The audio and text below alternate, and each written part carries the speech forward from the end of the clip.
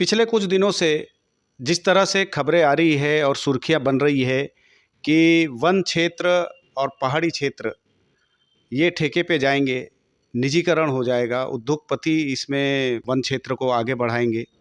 ये जो खबरें प्रकाशित हो रही है, इसको लेकर अभी वनवासी जो जनजाति है उनमें खलबली मची हुई है। इस मुद्दे को लेकर हमारे साथ मौजूद है बालाघाट सिवनी के पूर्व सांसद और पूर्व वन मंत्री, उनसे भी हम जानते हैं। ये तो आपका स्वागत है हमारे चैनल में। जी धन्यवाद। महोदय जी, आपका एक लंबा अनुभव रहा है वन क्षेत्रों में। आपने भी कई नीतियाँ बनाए हैं, कई नीतियों पर काम किए हैं।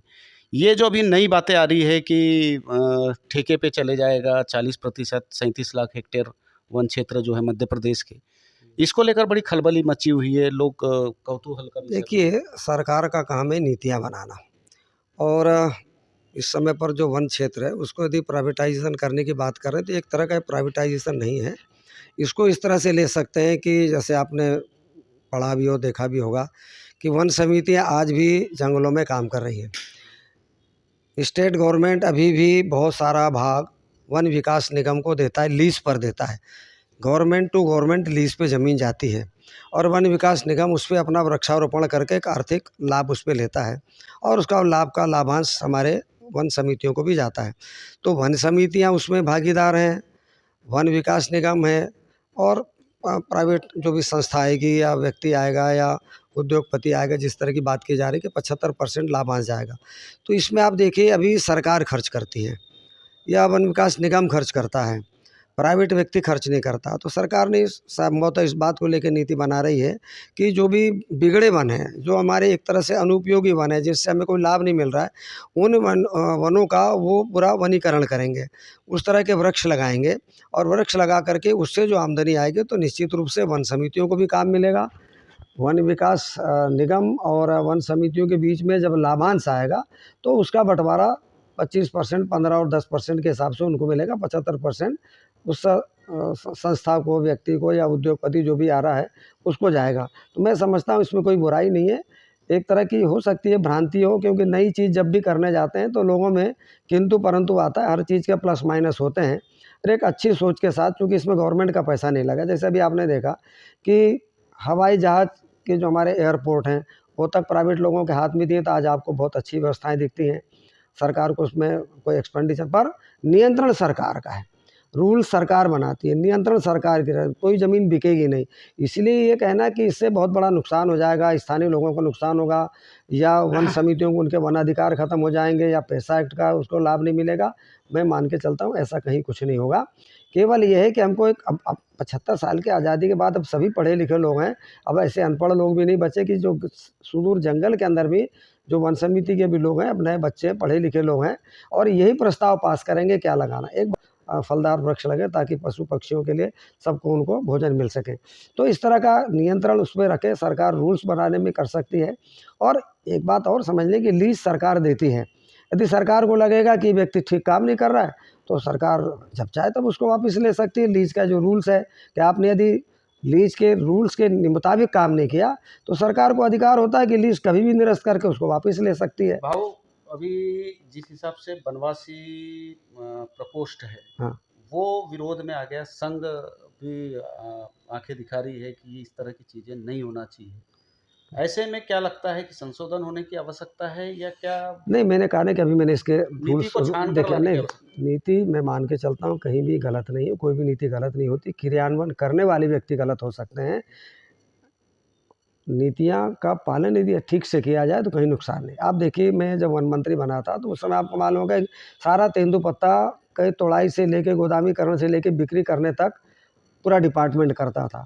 बमुश्किल 1 करोड़ रुपए का लाभ पूरे 2003 में 1 करोड़ का लाभ था। मैंने उस समय नीति का परिवर्तन किया, किसी व्यापारी को जंगल में नहीं घुसने दिया, पर उन्हीं सारी समितियों के माध्यम से तेंदुपत्ता का तोड़ के ऑक्शन किया। ऑक्शन में फर्स्ट डे पैसा आ गया, पहली साल में 16 करोड़ आया, और आज लगभग जहाँ तक मुझे जानकारी 1200 करोड़ रुपये आ रहा है। तो लाभांश किसको जा रहा है? उन्हीं समितियों को जा रहा है। निर्माण भी वही समितियाँ करती हैं, उन्हीं को पैसा जा रहा है। तो इस तरह से जैसे जैसे पैसे की आमदनी बढ़ती है तो लाभांश भी कहीं ना कहीं उन्हीं समितियों को ज़्यादा जाता है। तो मैं समझता हूँ कि कहीं ना कहीं तरह का भय जरूर हो सकता है। अभी आपने देखा होगा हम रेलवे स्टेशनों को भी इस तरह से दे रहे हैं, एयरपोर्ट को दे रहे हैं। यदि जंगल में भी कोई प्राइवेट व्यक्ति आके अपना पैसा लगाता है और वो लगा करके जनता को सुविधा देता है, तो वृक्षारोपण जहाँ होगा तो प्राइवेट वृक्षारोपण होने में एक फ़ायदा जो मैं समझता हूँ, तो एक तो मैक्सिमम होगा, सुरक्षा उसकी ज़्यादा होगी, चोरी चकारी का डर कम होगा। हम जो आरोप प्रत्यारोप लगाते हैं कि सरकारी कर्मचारी सब बेच के खा जाते हैं, तो ये भी उससे बचत होगी, क्योंकि प्राइवेट व्यक्ति उसकी सुरक्षा पे ज़्यादा ध्यान देगा।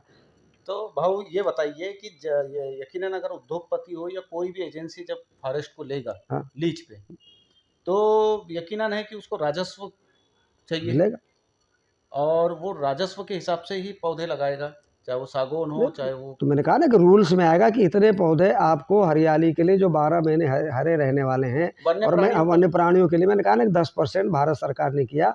मेरी तो मांग उस समय थी कि उसको ज़्यादा करना चाहिए, पर फिर भी 10% पे उन्होंने सहमति दी है। अब नए उस समय रूल्स बनना बाकी थे, उसके बाद में हट ही गया, तो रूल्स बाकी थे। रूल्स अभी आगे क्या बने तो रूल्स पे ही निर्भर कर, एक्ट अलग चीज़ है, फिर उसके बाद रूल्स और आते हैं, तो रूल्स के साथ आएंगे तो और क्लियर होगा। रूल्स तो सरकार कभी भी बना सकती है, तो उसमें कोई दिक्कत नहीं होती है। नहीं, और सरकार कोई यदि नीति हाँ, बनाती बिल्कुल यदि आती है तो उसमें भी बातचीत होती है, और लगता है कि ये रूल्स और आने चाहिए तो जोड़ दिए जाते हैं। दि- सरकार को सर्वाधिकार है ना। दिक्कत ये है कि ये नीति सरकार नहीं, कोई एक घराना है, उद्योगपति नहीं, घराना, नहीं, वो बना रहे हैं, इसलिए आपत्ति की बात आ रही नहीं, है नहीं, जो देखिए, बन आप देखिए, घर घराने की किसी व्यक्ति को लाभ देने का नहीं, कोई एक ही व्यक्ति बनाएगा तो वही एक व्यक्ति पूरा मध्य प्रदेश तो नहीं खरीद लेगा। कहीं न कहीं अलग लोग आएँगे, कोई ना कोई इसमें बिडिंग सिस्टम आएगा। ऐसा नहीं कि उठा कर के हर लारे को कह देंगे ये जंगल आपको दे दिया। तो कहीं न कहीं बिडिंग होगी, बिडिंग में जो अच्छे पैसे देगा या आएगा, और शर्तें जो सरकार की होंगी उनको मान्य करना पड़ेगा। और लीज़ का जो नियम है कि यदि आप एज़ पर रूल लीज़ पे नहीं चल रहे हो, तो आपकी लीज़ कभी भी निरस्त कर दी जाती है। तो सरकार को अधिकार होता है, लीज़ के रूल्स में ही होता है ये तो। अभी जो कौतूहल का विषय बना हुआ मैं है, समझता हूँ कि इसको करने देना चाहिए, और यदि गड़बड़ियाँ आती तो सरकार के सामने अपनी बात रखे। सुधार की गुंजाइश हमेशा रहती है, नहीं रहती ऐसा नहीं, पर उसी से डर के ही क्या कि हम यदि कोई अच्छी नीति आ रही तो उसका विरोध करना, मैं समझता हूँ मेरी दृष्टि में उचित नहीं है। पर यदि मान लो चल के भविष्य में चल के लगता है कोई चीज़ की कमी है, तो उसमें संशोधन तो हमेशा खुले हैं, संशोधन का मार्ग हमेशा खुला होता है। तो ये थे पूर्व वन मंत्री मध्य प्रदेश के ढाल सिंह बिसेन जी, जिनका कहना है कि अगर कोई नीति बन रही है तो उसे बनने देना चाहिए और उसे लागू भी होने देना चाहिए। अगर कुछ गड़बड़ी होती है तो उसको लेकर संशोधन और सरकार के सख्त रवैये से उस चीज़ से निपटा जा सकता है। यदि ठेके में वन क्षेत्र जाता है तो सरकार इस पर न सिर्फ निगरानी रखेगी, यदि कुछ गलत होता है तो सरकार उसको उस गलती को सुधारने के लिए भी बाध्य रहेगी। बालाघाट से न्यूज़ मीडिया प्लस के लिए कैमरा पर्सन महेंद्र के साथ हरीश लिल्लारे।